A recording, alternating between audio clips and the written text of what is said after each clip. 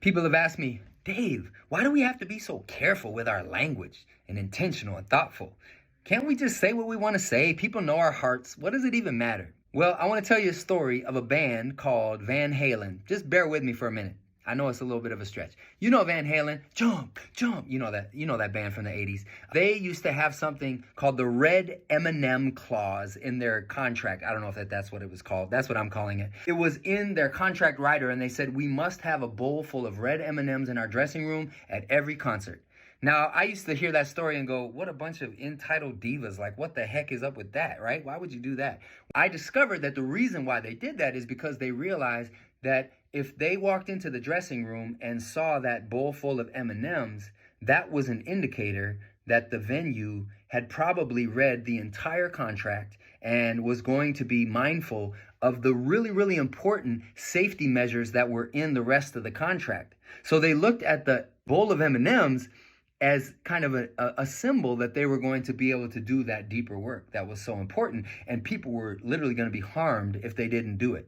If we're not intentional and thoughtful in those little ways, there's no way that we're going to be able to then have the muscles developed to be thoughtful and intentional in those big ways. If I'm not creating interpersonal and relational and symbolic justice in my daily life, it's really hard to create institutional and structural justice in the rest of my life.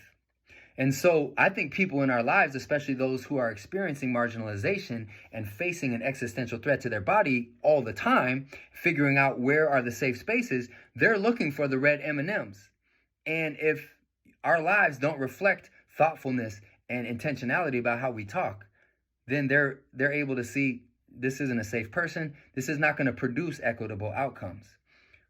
Jesus said that those who can be trusted with a little bit can be trusted with a lot. Those who can't be trusted with a little bit can't be trusted with a lot.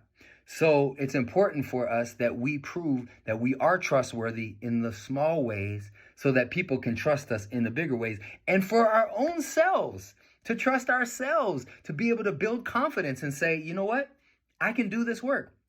I can be thoughtful and intentional with how I engage with others. And therefore, when I'm sitting in the boardroom, when I'm sitting in the halls of power, I can also be a trustworthy accomplice in that work.